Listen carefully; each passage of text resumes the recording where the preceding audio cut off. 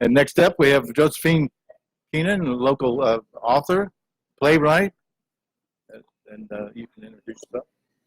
I'm Josephine Keenan. I've lived in Clifton for a long time. I won't say how long, but it goes way back to the 70s. And have written 3 books. They're a series entitled The Days of Elvis series, although they're not about Elvis. He's in them, but they're about a young girl who comes from a broken home, and she's trying desperately to cope with this situation, and she gets into some serious trouble. And the trouble reflects in the book as how people were treated, especially women, back in the 50s. The books were written for teenagers, well, actually young adults. That goes beyond teenagers.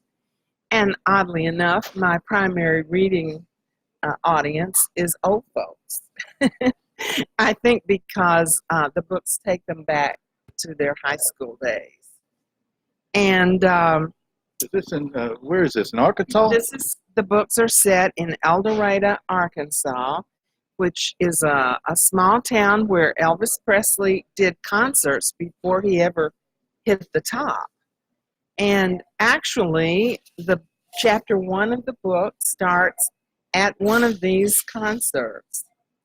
And the heroine, Julie Morgan, is at the concert wondering why they even went to see this unknown person.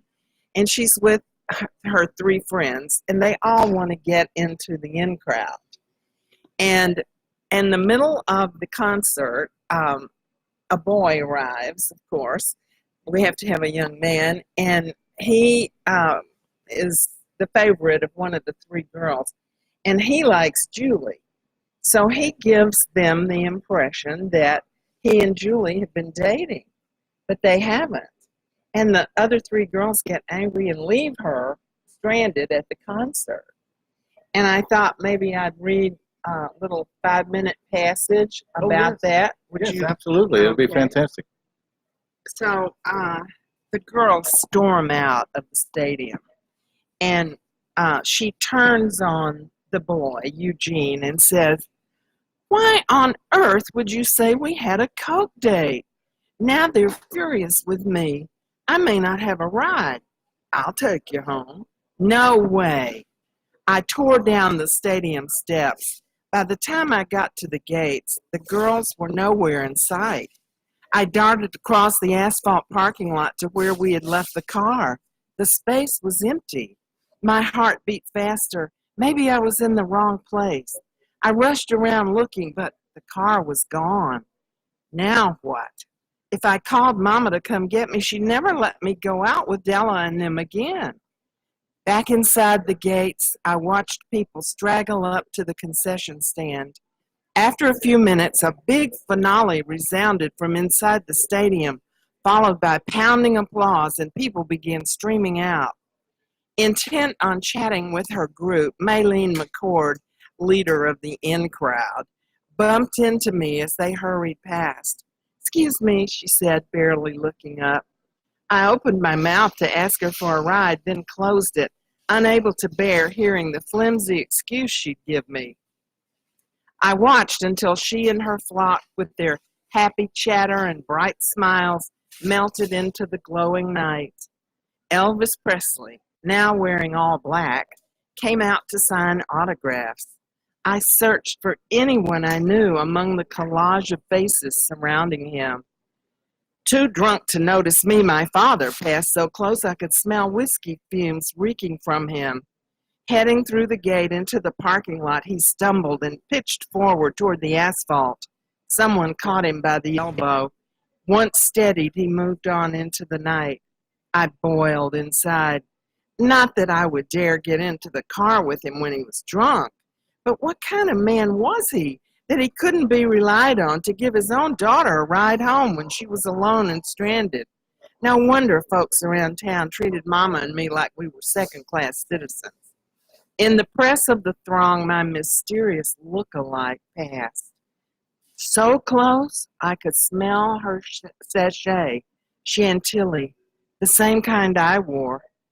The tarnished earrings woman who was with her walked slightly ahead, smoking. Mama always said ladies never walked with a cigarette in their hands. As they crept along in the crowd, moving toward the parking lot, my look-alike happened to glance in my direction. Stunned shock registered on her face. She stopped still. From a few steps ahead, the woman looked back at her. "Carmen, come on." But the woman saw me and drew a quick breath. "Come on, Carmen." She gave the girl a nudge. All the way across the parking lot, the girl kept looking back at me. I watched until they were lost in the glitz of shiny cars. Eventually, Elvis disappeared somewhere back inside the stadium. Still, I sifted through the thinning crowd for anyone I knew. Rowdy kids revved their engines and shot off into the night. Old folks glided away in their sleek chrome chariots. The place was almost deserted. By now, I had chewed a fingernail down to the quick. It was at least 3 miles to my house, and the streetlights were out in some areas along the way. "You look like you might be lost," said a voice at my shoulder. Startled, I turned. The ice-blue eyes of Elvis Presley gazed into mine. I couldn't utter an intelligent word. Maybe. No. Well, yeah, sort of." He smiled. "Did you like the show?" For a moment, I just stood there nodding. Then it dawned on me. He wanted a compliment. "Your music is really different," I blurted. His eyes danced. "You think so?" "Oh, yes, very different." A grin took over his whole face. He did a huge gyration right there at the gates of the stadium. "So, what are you doing out here all by yourself?" I hesitated. "My friends left me and I don't have a way home." He cocked his head and smiled sideways. "Well, tell me something. Have you ever ridden in a pink Cadillac?" That's okay. So fantastic.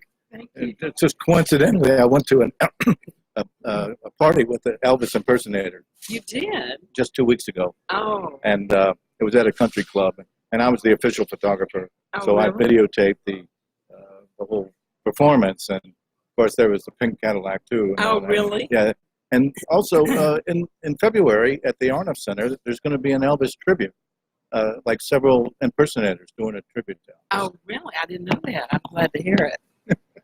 Well, Tia, tell us more about where you grew up. Well, I grew up in the little town where the book is set, El Dorado, Arkansas. And it is pronounced that way, even though most people would say El Dorado. But we're Southern and, we're stubborn. And so we call it El Dorado. El Dorado. Uh-huh. Right. Well, that's fascinating. Well, It's an oil town, actually. And H.L. Hunt got his start there. You know who he was? I think The famous millionaire H.L. Hunt, oil man. Well, what brought you to Cincinnati? Well, when I got married, my husband got a job here.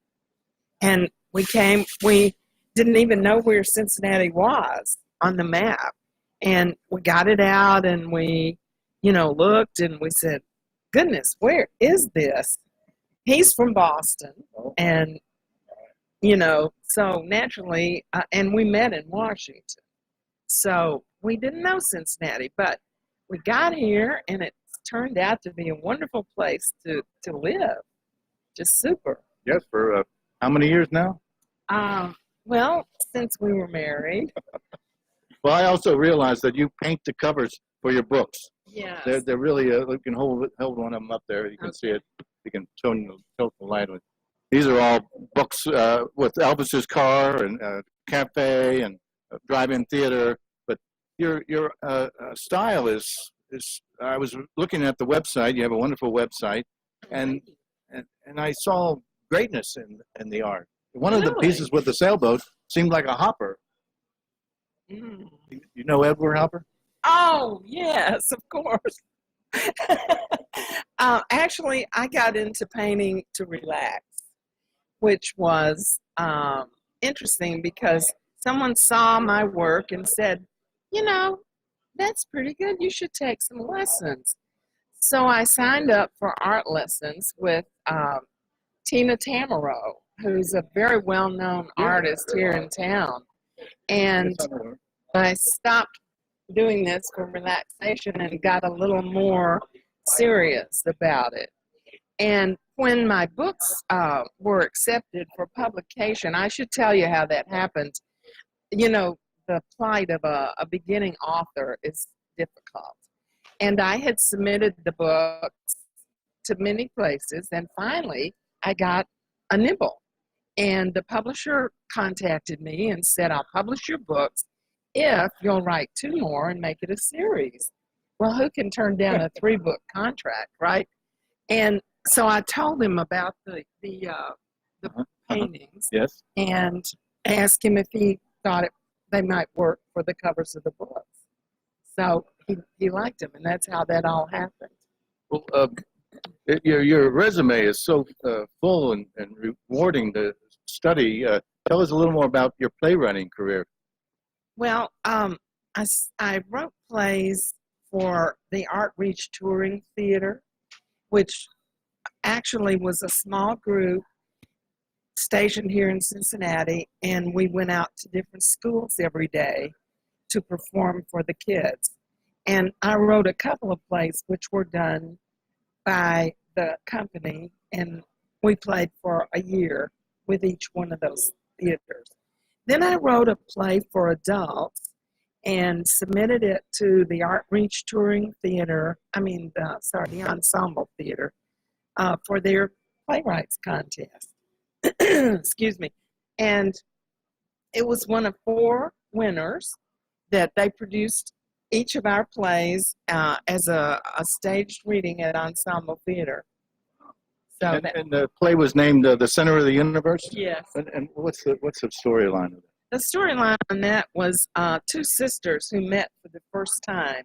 They had been raised in different homes, and there was instant conflict over which one was loved the most by the father, and they had different mothers. So it focused on the 2 sisters and their father. Well, it's a fantastic meeting you, Josephine, and we look forward to seeing you more often. Oh, What's your next public performance? Well, I'm hoping to get an agent because these books were accepted without a literary agent.